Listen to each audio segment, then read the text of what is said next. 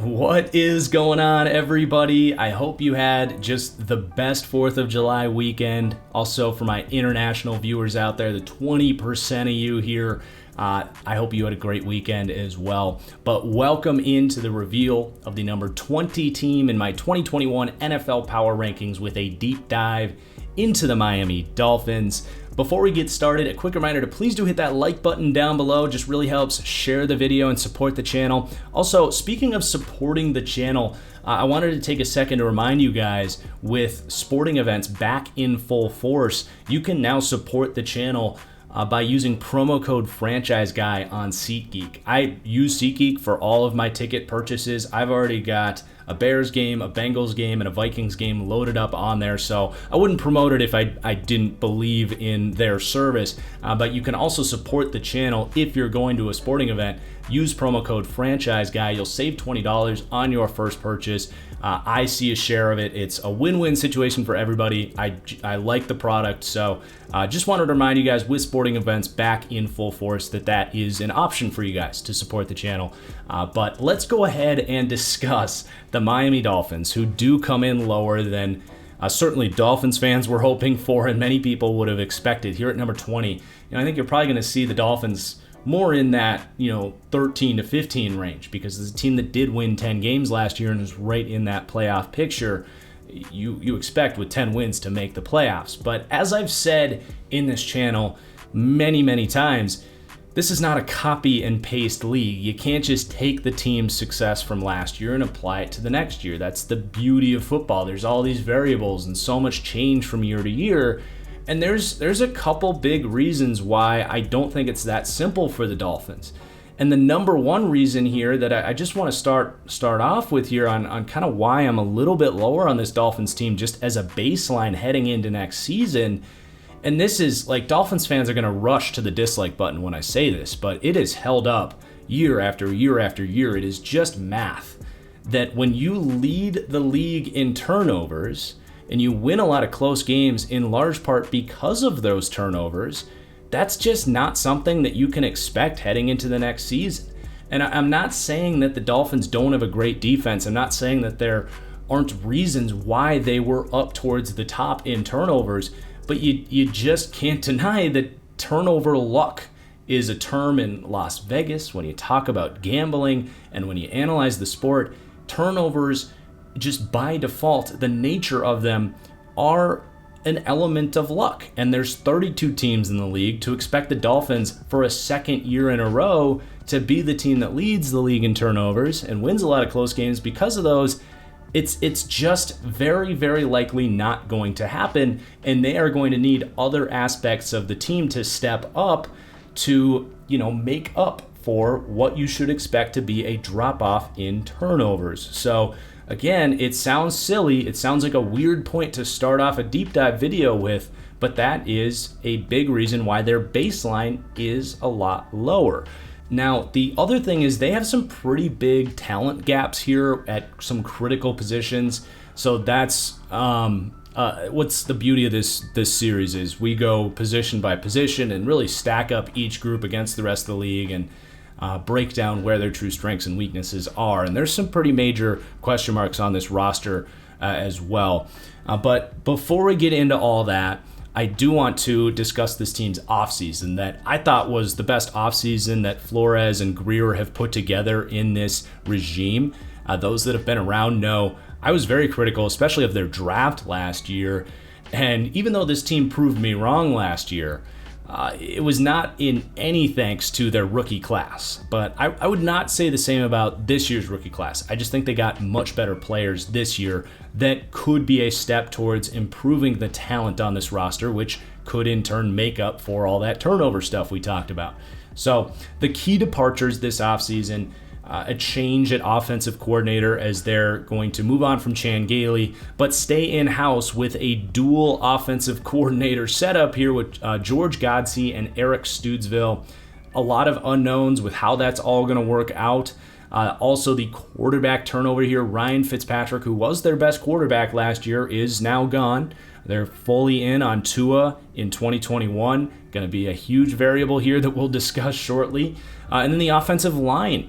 Some much needed turnover, although were these the pieces to move on from? We'll discuss it. Eric Flowers was their best offensive lineman last year. They move on from him. Ted Karras was the best center they've had here since Pouncey left. So, question marks there on the departures, but a nice trade for them with Shaq Lawson for Benardrick McKinney. They're very deep at that defensive end spot, so they flip it for a starting caliber linebacker there. Devon Godshaw is out. Again, very deep at interior defensive line. So opening them up some cap space to do some other things there. And then Bobby McCain, their free safety, gets cut, but they make up for that with an excellent draft pick of Javon Holland. So some of the other key additions here, they bring in Will Fuller and Jalen Waddle, adding an immense amount of speed and big play ability to this receiving core. Then they add Jalen Phillips, kind of a true alpha-style pass rusher in the draft. And then we mentioned Javon Holland in the secondary, but also Justin Coleman, a nice little pickup to, kind of give you a nice floor as a veteran slot corner that Flores is very familiar with. So a very busy offseason. Some big losses, but even bigger additions, in my opinion. I do think it was a nice offseason and a net positive, if you will, on their departures and additions. But we mentioned that this team has some critical positions that do not stack up all that well against the rest of the league. And that's going to start with the quarterback position here with Tua Tagovailoa, where they're going to rank 28th in the NFL heading into 2021. And when the Dolphins drafted Tua 5th overall, I was one of few NFL draft analysts that really pushed back on this pick a little bit. I didn't shred the pick. I didn't think it was guaranteed to fail or anything, but I pushed back on this idea of tank for Tua, the savior of Miami, the next John Elway, which was a comparison I had seen. I just didn't see that upside with Tua. And I got flack for, in my what I would do mock drafts, having Tua as my third quarterback and taking him in the second half of the first round because of that lack of upside. My comparison for him was Jimmy Garoppolo.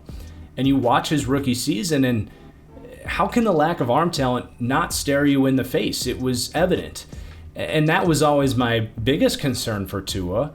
And honestly, is kind of a big reason why entertaining talks of can Tua become a top 10 quarterback, can he become an elite quarterback? Honestly, in my opinion, this might sound harsh. That's not even really a conversation I think is worth having. I think that's just being unrealistic about his upside.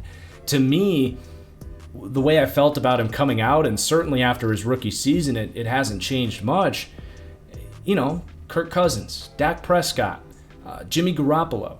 That's where I view Tua, is can he reach the mental side of the game to the level where he is a good NFL quarterback? I don't want to say system quarterback because people hate that, but I like a point guard is the way I view Tua, where he gets the ball in the hands of his playmakers just like he did at Alabama, gets good offensive line, good play calling, makes smart decisions, is on a cheap rookie contract, can execute the rhythm of the offense, let the defense go to work as well, and that's a formula that we've seen can get you to the big goal of a Super Bowl. That to me is like best case scenario for Tua. So can he get there after what we saw from him in a rookie season? I don't know. I think we have a long way to go here with Tua. I think they've made some steps towards letting him become that player with better playmakers here. But there's a big moment, because it's not just the arm talent that I think limits his ceiling. I think his floor is pretty low right now too, because he has an issue that we've talked about with Drew Lock and we've talked about with Jalen Hurts, where right now he's a thrower of the football. He's not a passer, where he does not throw with anticipation right now. He is not throwing NFL open throws. He, just like he needed at Alabama, needs to see the receivers come open before he throws it. Now, he doesn't come with some of the questionable decision-making. He's not necessarily going to make bad mistakes, but what Tua does is he just holds onto the ball and kind of panics a lot of the time, whereas he should be making some of these tight window throws down the field, what are called NFL open throws. And If you need any evidence of this, there's a great moment in the Raiders game where Tua got benched for Ryan Fitzpatrick for like the third time against the worst defense in the NFL that had just let rookie quarterback Justin Herbert light them on fire the week before, but that's neither here nor there. Tua gets benched against the Raiders defense, and yes, his offensive line was poor that day, but like the first snap from Ryan Fitzpatrick, he comes in and he throws a crossing route to, I don't know if it was Parker or who it was, but the receiver had about a half a step of separation, and Fitzpatrick steps up in the pocket and says, yep, that's NFL open. I need to just lead my receiver. He'll go make the catch. And those were the throws that Tua just was not making at all throughout the season and in that game. And Kurt Warner, who was covering the game, did such a good job of highlighting this and comparing it to him going from the greatest show on turf where his receivers were always wide open. And then as his career went on, he struggled for a little while because he needed to be coached how to see the field differently and throw some of these tighter window throws. And that's the deal with Tua. They need to get him up to speed with the NFL game. Now, I think he's a super hard worker and is a really smart kid, and I think there's flashes of maybe him doing that. So I do think that can be brought out of him. And I would say probably more likely than Drew Lock or Jalen Hurts. But it's certainly not a guarantee. And if he can just get that trait in there where he's throwing with anticipation and seeing the field much better, then we can start to look at him as a starting caliber quarterback. Then we can get into the playmaking ability, the downfield accuracy, the arm talent, and ceiling. But for now, it's just like, is he even a starting caliber player? And that's a big question for the Dolphins. And if he can be a top 22 quarterback and, maybe be Jimmy Garoppolo this year, the Dolphins will be in business. And they just might exceed this ranking of 20 here because they do have a lot of help around them.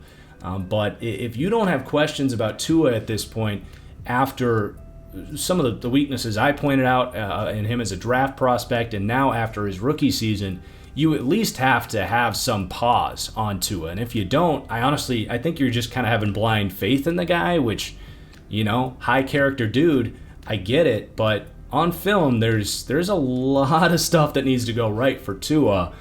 So 28th at quarterback heading into 2021. Now they bring in Jacoby Brissett, who's a quality backup. I don't think he's good enough to really push Tua for starting reps like Ryan Fitzpatrick was last year. So, that to me is more of in an event of injury, you go to Jacoby and maybe he can keep your season afloat. But he's a solid NFL backup, one of the better backups in the league. And then you got Reed Sinnett there, who probably doesn't make the 53. But, I'm not trying to be overly pessimistic here.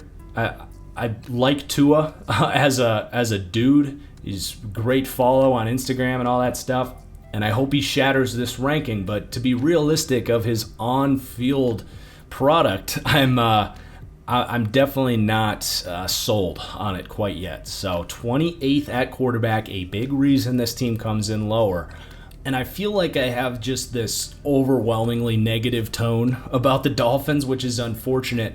But it does happen when I'm lower on a team. I need to explain some of those things. So I want to get the last just major reason why I'm worried about the Dolphins this year and in general the offense. It's the offensive line, man. This was one of the worst offensive lines last year. And despite the fact that I liked a lot of the things that this team did this offseason, I do still wish that they did more for this offensive line. So they're going to rank 31st again this year. They were in the bottom 3 last year. It held this team back in a lot of the things that they wanted to do offensively. It held Tua back. And I'm really worried about that being the case again this year. Now, your tackle duo should be better, right? Austin Jackson at left tackle was overdrafted last year, was miserable as a rookie, but had just donated a kidney. Really young dude. I expect him to be better in year 2. I didn't think he was a bad prospect. I didn't think he was worth the 18th overall pick. But he should be better. I'm grading him as a 69 for 2021, which is a dramatic improvement already from what he was last year, but that's not great, and he should still probably be one of the worst left tackles in football. So pretty rough start there. Right tackle, should be Liam Eichenberg. Now, I cannot believe for the life of me that there is discussions about him playing guard. Why would you play him at guard? You need a right tackle. Who the hell else is going to protect Tua's blind side? Robert Hunt tried it last year. He stepped in maybe as a replacement level backup, but you got to get somebody in there that actually knows what they're doing and can hang with speed off the edge. That's Liam Eichenberg, man, who's also not a power player. He's a lighter dude. I don't get it. Why would you play him at guard? I can only hope that they do the right thing there, but I'll just say right now, if they play him at guard and end up sticking Robert Hunt and DJ Fluker at tackle, that's extremely head-scratching to me. But in theory, Liam Eichenberg should be a pretty nice right tackle. Now, again, not a physical specimen or anything, but really nice polish in his pass protection technique. I think he raises the floor, at least for Tua, in the passing game because he is a really nice, polished pass protector. So that's the best thing they did this offseason for the offensive line is putting in Liam Eichenberg. But on the interior, Robert Hunt, I would project again to slide in and play guard. I really hope this is what they do because I think Robert Hunt is worse at tackle than he is at guard, and I think Liam Eichenberg will probably be worse at guard than he is at tackle. So I really hope this is what they do. They were discussing it, but it's not guaranteed yet. I thought Robert Hunt coming out actually had really nice upside as a guard. I think this could be a big move for them. I actually think, even and now with experience at tackle, some of that will translate to guard to be a better pass protector. I think Robert Hunt can be, let's just say, a high-end starter at guard. He's a mauler. He's got great grip strength. He's got get-off in the run game. So I like Robert Hunt at guard. But then you're actually probably getting worse at left guard and center. So they let Eric Flowers go. I do think they're downgrading at center, going from Ted Karras to Matt Skura. Skura has not been a good player in the NFL. He just lacks the physical tools. He's not a good pass protector. He gets overwhelmed by power and quickness. And Solomon Kinley, I like him as a prospect, but he's a project at best right now. And if he's starting at left guard, you're going to need time to see what he can bring. So the interior there is rough. The tackle duo is far from the best in the NFL. It's just not a pretty offensive line, man, and I'm worried about this thing. They do have decent depth. DJ Fluker gets brought in here, a veteran kind of swingman, good sixth dude to have, but you're not feeling good if he's starting. Jesse Davis as well was actually their best tackle last year, so you hope Jackson and Eichenberg are good enough that Jesse Davis doesn't have to play again. But that's not a guarantee. They draft Larnell Coleman, who's a lengthy athletic project who you don't want to see in the field now, but could be something in the future. And then you have some decent guard depth here. Michael Dieter, I still feel like he's got his best football ahead of him. I thought it was a decent draft pick. He just has not been a good player, and maybe he is just a total bust, but I would think he can compete for snaps in there, either at center or guard, with Kinley and Skura. Robert Jones as well was a really nice undrafted pickup, not unlike Robert Hunt as a prospect. Not quite as productive, not quite as strong, but kind of that big bodied dude with the flexibility to play tackle or guard. I think he makes the team. That was a nice pickup. And then their center depth just isn't all that good. Jermaine Illuminor is a veteran that might be able to play here as well, either guard or tackle. So the depth is fine, but if you're going to your depth, it's not like an upgrade or anything. So the 31st offensive line in the NFL, and between that and the quarterback and having to compensate for the turnover differences, there's your big three reasons why I'm lower on the Miami Dolphins. Now, as we move forward, we get to kind of change the tone a little bit and talk about what on this roster has the potential to compensate for these things that keeps dragging the tone down here. Unfortunately, that's not going to be the running back room where they rank 32nd in the league. It's, I'm going to spend about as much time on the running back room here as Miami has invested in this group. You got Myles Gaskin, a 7th-round pick in 2019, Malcolm Brown, a cheap veteran pickup, Savon Ahmed, an undrafted rookie last year with some speed, and Jared Dokes, another 7th-round pick this year with some power. I mean, that's probably your four. They're not very good. Myles Gaskin showed some nice things, might be a low-end starter. He's obviously given them enough confidence that they didn't feel the need to bring in a starter here. But with that offensive line and this group of running backs, they're just not going to have much of a running game, which means they're leaning on Tua in the passing game, where they also don't have any pass protection. You're starting to see where the issue might be here, but On the bright side, they do rank 7th for the receiving grade here. They have just a plethora of options in this receiving room, and you want to talk about helping Tua see the field better and maybe not having to lean so much on those NFL open throws that we were talking about, all those tight window throws that he's going to have to make consistently throughout his career. Well, at least adding Will Fuller and Jalen Waddle here is going to paint a picture more similar to what he had at Alabama, where these guys are able to just run away from everybody and separate quickly. So we'll talk about them in just a second, but you still have Devontae Parker there, who is just a good, solid perimeter possession receiver, a reliable guy in the red zone and third down.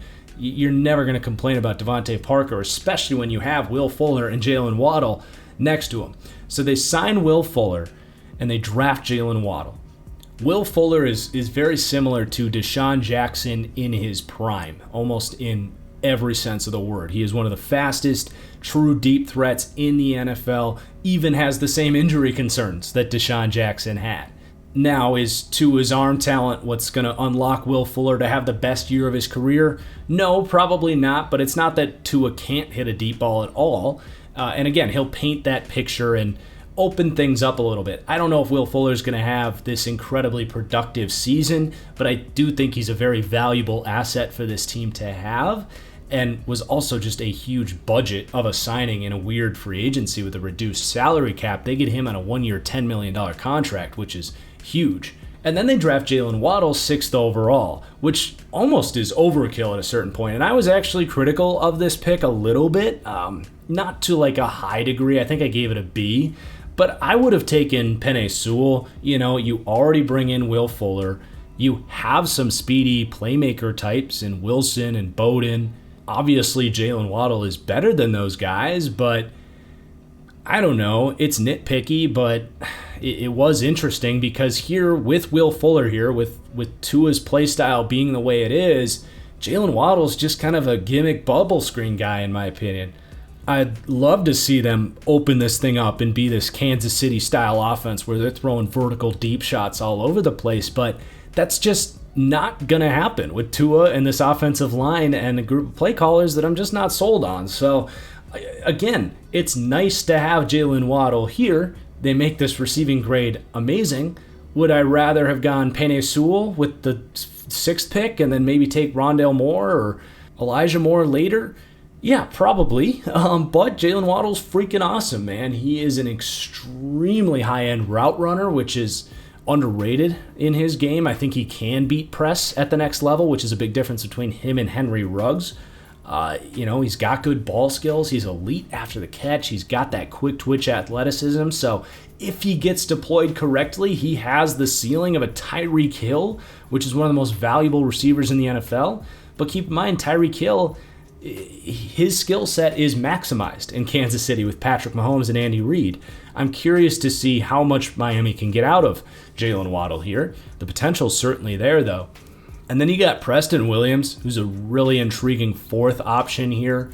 He's been able to stay out of trouble at the next level, which was, off field was the reason he fell to being an undrafted pickup in 2019. He's just a dude with all of the physical traits of a true number 1 receiver. He's got size, speed, quickness, route running, hands, you name it. Tons of upside there with Preston Williams, but probably not going to see the field a ton. And then you got Albert Wilson, still technically on this roster. Would not be the least bit surprised to see him get cut with how they've invested in Fuller and Waddle and Bowden. They got Jakeem Grant there as well, so it's getting definitely crowded. But when he's been on the field, he's been a good player for Miami. He just has been injured and opted out last year, so probably gets cut is my best bet, but he would get picked up pretty quickly. Jakeem Grant, excellent kick returner here, but has started to get on the field. Yet another reason why I'm kind of like, Waddle, could you have made do with Bowden and Grant and Preston Williams as your 3rd, 4th, 5th receiver if you upgraded the offensive line a little better? Again, it's nitpicky, but I think that could very well play out to hurt this team. Bowden stepped in. They traded for him last year. Actually looked really good out of the slot catching balls, but now he's not going to see the field here. So Malcolm Perry is like a converted college quarterback with some nice quickness. You even have Alan Hearns, Robert Foster have had their time in the sun. Mac Hollins, a 4th-round pick for the Eagles. Like, they have just a ridiculous amount of depth. Teams around the league are going to have their eyes on these receivers. You know, guys like Wilson, Hearns, Hollins, Foster, like, they're going to get cut, some of those dudes, and probably going to get picked up really quickly. So it's a really talented, impressive group of receivers, and it continues as you get to the tight end group. You don't have any superstars here, but Mike Gesicki might be trending that way. You know, more receiver than tight end. I think he played 89% of his snaps as a receiver last year, so kind of like the Kyle Pitts factor. You call him a tight end in brackets. He's not a true tight end, but he became really explosive, and his hands became very reliable down the stretch. He is just faster than your linebacker, so to speak, and has really good separation ability. So he complements this group as well. You got kind of your blocking types. This team loves heavy personnel, so Durham Smythe, Adam Shaheen, kind of your smash and grab tight ends there. And then Hunter Long, a 3rd-round pick here. Really good value in the 3rd round. I compared him to Kyle Rudolph, where he just has an incredibly stable pair of hands, but just not a great athlete, not a great separator, but really good value in the 3rd round. I don't see him getting on the field a ton early on. You know, they like Smythe, they like Shaheen, but eventually they could get better there with Hunter Long. Sethan Carter, kind of an H-back type as well, might make the team. And then the running backs, you know, Myles Gaskin's a really fluid, smart receiving back, kind of knows how to get into the right spot on checkdowns, and nice guy on screens, flipping upfield. Just good instinctive receiver, good hands, all that stuff. Just lacks some of the high-end explosiveness. But he is a nice 3rd down kind of receiving back style. Malcolm Brown, not so much. Savon Ahmed, very Philip Lindsay-esque in that he has that straight line speed, and you give him the right blocking, he can have that big touchdown run, but actually not a ton of like shiftiness and stop-start ability, which just kind of hurts him in the receiving game. And then Patrick Laird, good instincts in the receiving game. Doak, Scarlett, not getting much. Honestly, Myles Gaskin's the only true weapon out of the backfield as a receiving back, but that's fine. You know, just so much depth with this receiving group, and I think it may have been overkill to a certain degree with how much they invested in here. I maybe would have split it, you know, either sign Will Fuller or draft Jalen Waddle. Maybe could have spent either free agent money or a draft pick on another offensive lineman, in my opinion, if I'm going to be critical here. But overall, massively improved receiving group, and at least that won't be an excuse for this offense. These guys offer a ton of versatility and explosiveness. So obviously with these question marks, they're going to come out with the 31st ranked offense in the NFL. It's an offensive league, and that's going to make things difficult no matter how good your coaching is and how good your defense is. But the offensive coaching to me is actually the worst in the league, because I can't remember a dual offensive coordinator setup before. And it's not like the guys they have doing it, you know, it's not like it's Sean McVay and Kyle Shanahan as a dual offensive coordinator. It's 2 guys that have not had success as play callers in the NFL, and it's not like they're inheriting a system that was great. You know, this was a really poorly run offense. They had no identity as a team last year, and for George Godsey and Eric Studesville to come in and establish that, do I have confidence in it? No, I don't. I'm not going to lie. No, I don't. So 32nd for offensive coaching.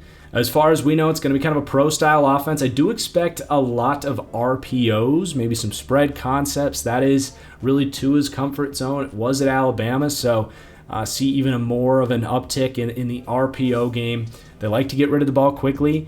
And almost to a degree last year, it was frustrating how quickly they try to get rid of the ball and how gimmicky they got with play action and RPOs and screens. It's almost like, can we get some normal offense here for Tua? Maybe he just couldn't handle it, or maybe these play callers did actually hold Tua back. But either way, it wasn't pretty, and they have a lot to prove as an offensive staff here, which is pretty wild because of how well things are run on defense. And if anything, it's a testament to Brian Flores and his ability as a defensive coordinator. but also just his culture that he's established here and how much he's been able to get out of a roster that maybe isn't all that talented at the end of the day. So they actually are going to rank 5th for defense here and 2nd for defensive coaching. We're going to be talking about this 3-4 Bill Belichick style man coverage heavy defense here. And we're going to start with the run defense. So the front 7 here is, I would say, good, not great, as we take a look at the run defense. And a big part of this comes down to Brian Flores and his system and really getting the most out of these guys, honestly. But I also want to point out, coming in at 19th for run defense here, the gap between 19 and even number 1, it's not all that big. I always say, as long as you aren't like in the bottom 6 of run defense, you're doing your job defending the run. So it's a good run defense. You run about 5 deep with the interior group, starting with Raekwon Davis at nose tackle. Now, Raekwon, I thought was the best value pick they had in 2020, and he was actually their best rookie out of that class for the rookie season. But where he did surprise me actually was stepping in at nose tackle. I don't think I saw that coming. You know, I saw him, especially in this system, as kind of the role Emmanuel Ogbah plays in, as kind of that more 3-tech. But at 6'7", it could potentially be more difficult for him because offensive linemen can get up and under him and move him off his spot, and that was not the case as a rookie at nose tackle. And now even more time to get stronger and fully embrace that role, because it was really in the second half of the season. So very impressed with what we saw from Raekwon Davis. Excited to see him in year 2. Then you got Ogbah next to him, Christian Wilkins. So Wilkins has kind of been exactly what they bargained for when they drafted for him. I still would have taken Jeffrey Simmons, go for the upside there with the 13th overall pick, but that's okay. You got what you wanted, which is a good, stable, 3-down defensive tackle, just not a traitsy player. Never going to be an elite guy, but good, solid defensive tackle, getting close to getting due for a payday there for Christian Wilkins. And then Emmanuel Ogbah, total breakout surprise story last season. Man, like over 60 pressures as a pass rusher where he really thrives. You know, he is a little bit smaller for a true interior defensive lineman, which is what he's used as here. But the scheme protects him a little bit. He's serviceable as a run defender, and he can make some splash plays as well with his explosiveness. So he's just fine. Then you got Zach Sealer, who is a total breakout guy who's good at maybe compensating for Ogbah a little bit more, keeping him fresh for the pass rush downs, all that stuff. So great rotational 4th, a veteran in John Jenkins, and that's really all you need. They got 5 deep there for the run defense. Some of these other guys I'll discuss as pass rushers, but a good group of 5 for the interior defensive line. And then the edge group, solid. You know, Andrew Van Ginkel is a Kyle Van Noy clone, basically, in this Belichick system as a 3-4 outside linebacker, hybrid type. And as a run defender, he's got the discipline, the length, the effort, the IQ to break down plays and know where the ball's coming. Just all around solid run defender. One of the better run defenders of this group. Had an outstanding season last year and just is a perfect ideal fit as that Kyle Van Noy piece in this defense. Definitely the reason they were comfortable letting Van Noy go. Save some money and go with Van Ginkel, who frankly was better at that role last year. So very solid run defender. And then Jalen Phillips, man, we'll discuss him even more as a pass rusher. But he's got the length, the power, defended the run well at Miami. Assuming he stays healthy and those concussion question marks are in the past, then he should definitely be a tough guy for tight ends and tackles to keep out of the backfield. And then the linebackers, I guess I should mention the edge depth first. You've got Vince Beagle, who's kind of a lesser version of Van Ginkel, both out of Wisconsin. Brennan Scarlett, hybrid edge veteran, who's just not a very good football player. It's actually a extremely thin edge group because of the way they set this thing up with their system. And then the actual linebackers here, Benardrick McKinney comes in. This should be an upgrade to the thumping ability of this defense. You know, they really were hoping Landon Roberts could come into that role as the season went on last year, and then he got hurt. So Benardrick McKinney is, think of Donta Hightower almost in this system where they can put him right up on the line of scrimmage. He can stack and shed and get off blocks, and allow them to do a lot of unique things in run defense with some of these lighter packages. So that's a nice acquisition. I see the schematic reasons why they went with McKinney. It's been a couple of years since he's been that guy, but there's really no reason in this system he can't get back to being a high-end run-defending middle linebacker. And then Jerome Baker, again, guys, these are run defense grades, not full-on grades for the players. Jerome Baker just got that big contract extension, but I can tell you right now it is not because of what he does as a run defender. He is, one of these half safety, half linebacker, undersized cover dudes. And, he's a pretty secure tackler, but not a guy that can take on blocks and, generate any sort of impact in between the trenches. So then you've got Landon Roberts, who's a solid run defender, but not Benardrick McKinney. Munson, Riley, kind of backup types. And Sam McGuavin actually looked decent in 2019 as kind of a depth piece as well. Kind of an afterthought at this point, but they got okay depth at linebacker. And again, overall ranking 19th for the run defense. And then as we talk about this group as pass rushers, they rank 21st. So again, just kind of solid, probably a better run defending group than a pass rushing group. But they also don't put a huge priority on pass rush here. Although I do got to respect Brian Flores for looking at this thing and saying, I'm not Bill Belichick. I'm going to do things my own way. Bill Belichick probably never would have drafted Jalen Phillips. He just doesn't invest in high-end edge rushers. The best one he ever got was Chandler Jones in the second round, and then he let him walk. And I think Brian Flores looks at his team and says, we could be a much better defense if we had an X factor of a pass rusher that offensive lines need to double team and account for. And that's what they're hoping they got in Jalen Phillips. There's nothing really to criticize Jalen Phillips as a prospect on the field. The only thing is those concussion issues. So you trust a great organization here in Miami, culture-wise and character-wise, and just they are very good at getting the most out of players, I would say.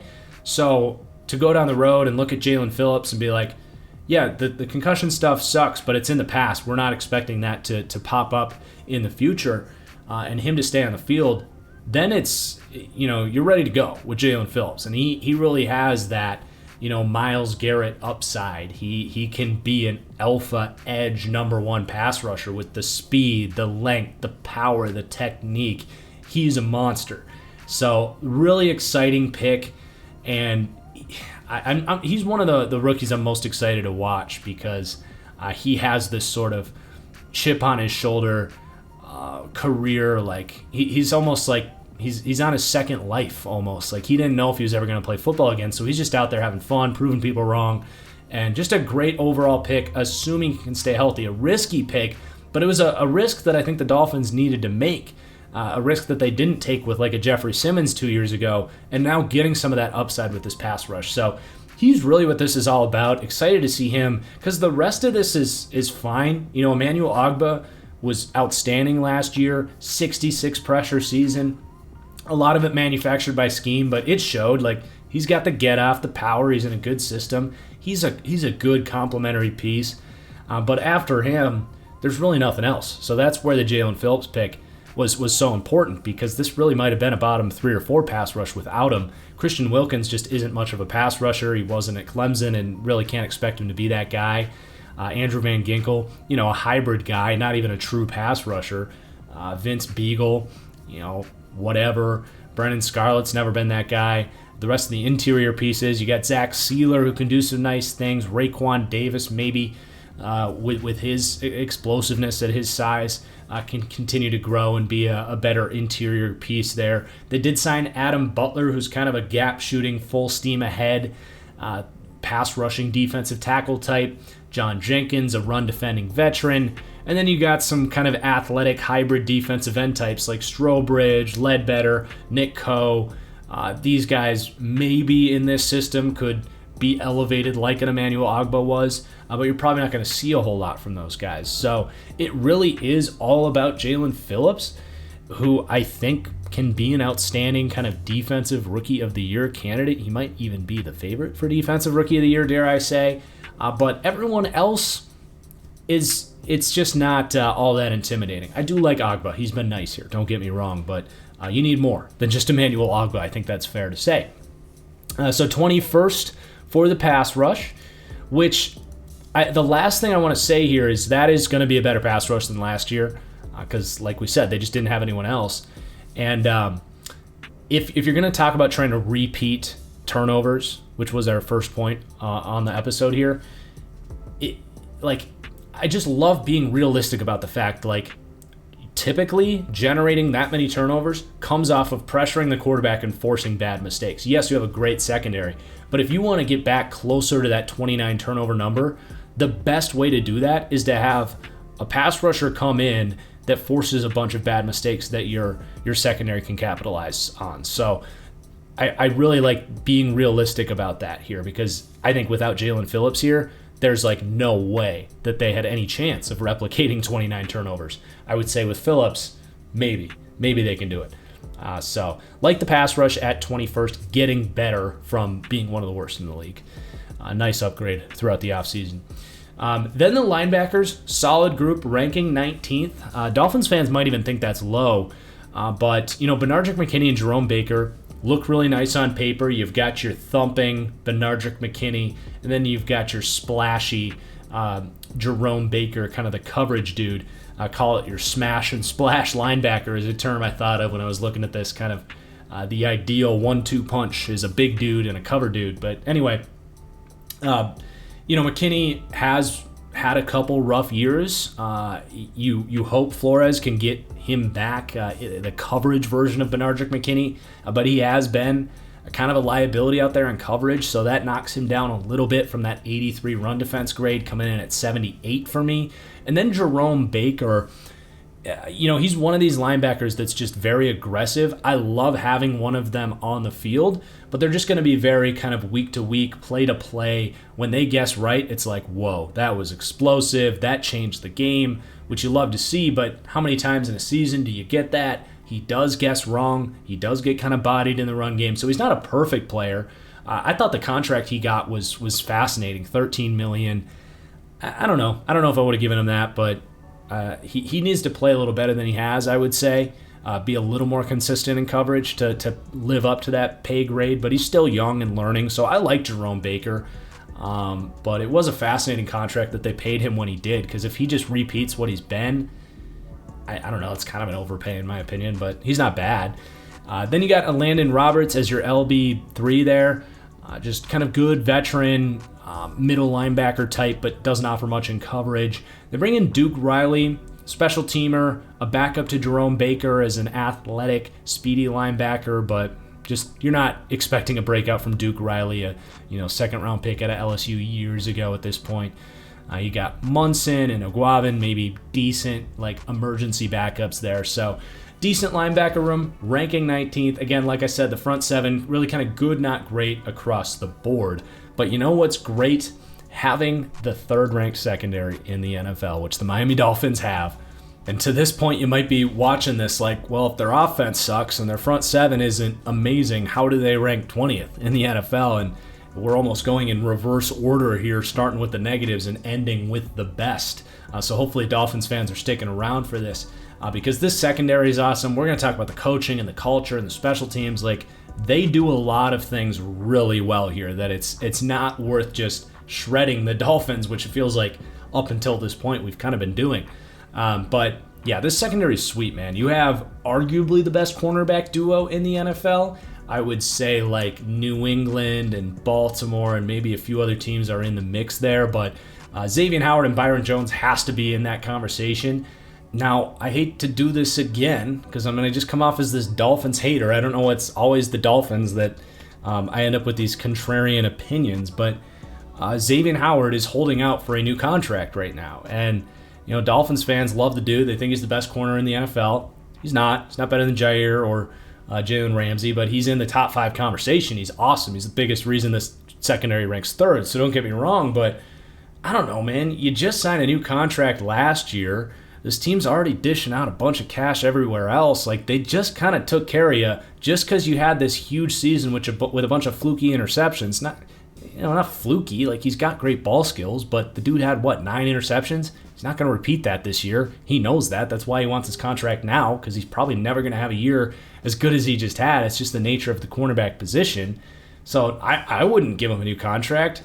but what is he going to, is he not going to show up if I don't? So like, that's a tough situation.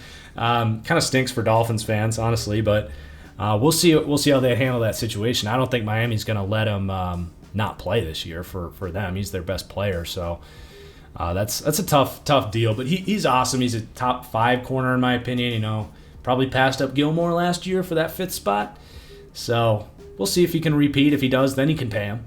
But anyway, Byron Jones, I mean, being able to call him a complimentary number 2 is just elite.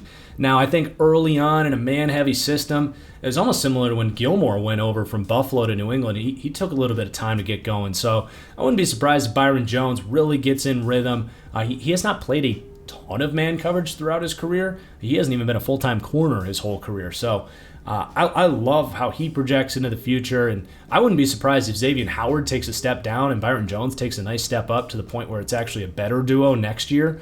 And then Noah Igbenogany as your slot corner, he's a breakout candidate for me. I thought he landed in the perfect spot with a great defensive backs coach, and in a situation where he didn't have to start right away. He was a super raw prospect coming out, and he was an interesting pick at the time, but I would not be surprised if that pays dividends as a first-round pick last year with a ton of athletic potential. He's a guy that they definitely had the foresight to say Howard and Jones are our outside guys, and we want an elite slot corner.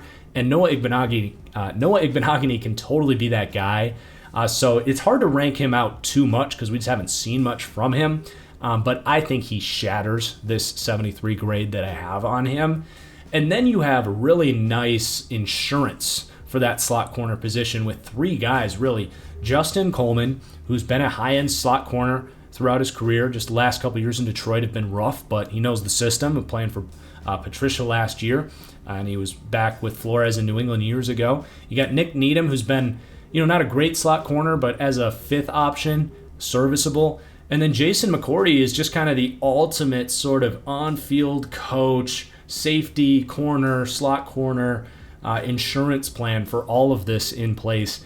I think he makes the team, but I wouldn't be stunned if they just don't have room for him. If some of these other guys like, honestly, Davis, Perry, Bonds, whatever, but Trill Williams might be a guy that they want to keep around. They were able to pluck him from the Saints, a true junior coming out of Syracuse with good kind of IQ for a slot safety sort of corner role. But I'm sure they're trying to groom Jason McCourty for a defensive backs coach opportunity here under Brian Flores. That almost feels inevitable. So it's good to kind of get him in-house early. This is one of the deeper cornerback rooms in the league, and if Noah Igbenogany hits like I think he will, you're going to be hard-pressed to find a better cornerback trio in the entire NFL. And then the safety group, again, with Javon Holland as a rookie, it sucks. I can't rank him too high, but I have serious expectations. I will be stunned if he doesn't shatter this ranking of 76. He was just a really fun prospect. He was my number 1 safety. That was a good draft call of mine. I actually had him ahead of Trayvon Merrick as the number 1 safety in this class, and he was the first off the board. I love how he fits here. Going to get back to playing a little more free safety than he did at Oregon. Kind of a similar prospect to Antoine Winfield last year as well. Just instinctive, do-it-all safety. Definitely an upgrade, in my opinion, to Bobby McCain, who was just fine. But that free safety spot was kind of a weak link in the secondary. And for me, Javon Holland makes it a bit of a strength. So I love that. If Igbenogany and Holland hit, this is going to be the number 1 secondary in the league. Because Eric Rowe, good, solid, strong safety, cornerback experience. He can man up tight ends. Just good, balanced, quality starter. Could do better, could do a lot worse. Brandon Jones, good 3rd safety to have. Really secure tackler, smart player, excellent special teamer. This team doesn't use as many 3 safety sets as some other teams do. And then you also have Clayton Fedgedelum, who's more good veteran safety depth. So just a super deep secondary. I talk about the value of having, 7 or 8 good quality defensive backs, and they do, easily. So they rank 3rd for the secondary. It's a true strength of this team at a critical position. This was the unit that allowed them to really win 10 games last year and get into the playoff picture, and I expect them to repeat as one of the league's best secondaries. So full on. Now, just to recap the team as a whole before we get into the schedule and my win total expectations for this team, So 31st for the offense. We've well detailed my issues with the quarterback, the offensive line, and the play calling that has a problem to be pretty ugly this year. And then defensively, they rank 5th in the entire league. So expecting a repeat performance on this defense, even without the turnovers. I think the addition of Jalen Phillips and upticks from Javon Holland and Noah Igbenogany, that is where you can probably expect them to compensate for maybe 9 or so less turnovers this year. Just be a more stable, balanced defense, honestly. Special teams are great. This team has good kicking game. They got good kick returner and what's his freaking name? Jakeem Grant. They tackle well. They buy in on special teams. Really nice unit on special teams. And honestly, undiscussed to this point, the biggest reason this team ranks 20th is they have the 9th ranked culture in the league. This is the highest ranked culture that we've done so far in this series. And that culture is your sort of benefit of the doubt slider, right? We just went through the roster. It's not the 20th best roster in the NFL. But you know what they have is great coaching and culture, and they get these guys in the right position to succeed, and everyone plays off each other so well. And that's where the Dolphins exceeded my ranking of them last year. It's what's helping them get to 20th now, and is what gives them a chance to exceed these rankings again this year. You know, Brian Flores is quickly emerging as one of the top head coaches in the entire league. And for his sake, I hope they shatter this 20th ranking. I hope they win the AFC East. But just one last snapshot of the strengths and weaknesses here all put together. The culture, the defensive coaching, the secondary being the identity of this defense. And then the receivers, if the weakness is down there with the questions at quarterback, the offensive line, and just a lack of scheme and identity on offense, if those things can just be a little bit better than expected, then these receivers are so good that they might be able to elevate the rest of that stuff. But I think it could work inversely as well, where if Tua just doesn't develop enough, if the offensive line's as bad as I'm projecting, and if this weird duo George Godsey, Eric Stoodsville combination of play calling stinks, like the play calling stunk last year, it could work inversely where you're sitting there saying, well, what was the point of signing Will Fuller and Jalen Waddle if you can't call up a good route for them and you can't pass protect and you don't have a quarterback that can get them the ball? So it could really work both ways with how polarizing and how split that is. I mean, you're talking about one of the best groups of receivers in the league, and then everything else is one of the worst combos of quarterback, offensive line, and scheme in the league. So very, very interesting. But let's look at the schedule and talk about what kind of win total I'm expecting for this team. So Vegas has them at 9 wins, which is kind of smack dab in the middle there. And I actually have them just under that at 8 wins. Now, their schedule's pretty generous, I'm not going to lie. So you start with some tough division games there at New England and at home against Buffalo. I think they split those. And then at Las Vegas at home against Indy. Again, I think they split that and start the season 2-2. They got to go to Tampa, which is going to be a tough game for them with how the pass rush there matches up against their O-line. And then I actually had them losing in London against Jacksonville. So a couple losses there, but you get Atlanta at home. Got to go to Buffalo, which is a loss for me. And then Houston at home. Nice little stretch there.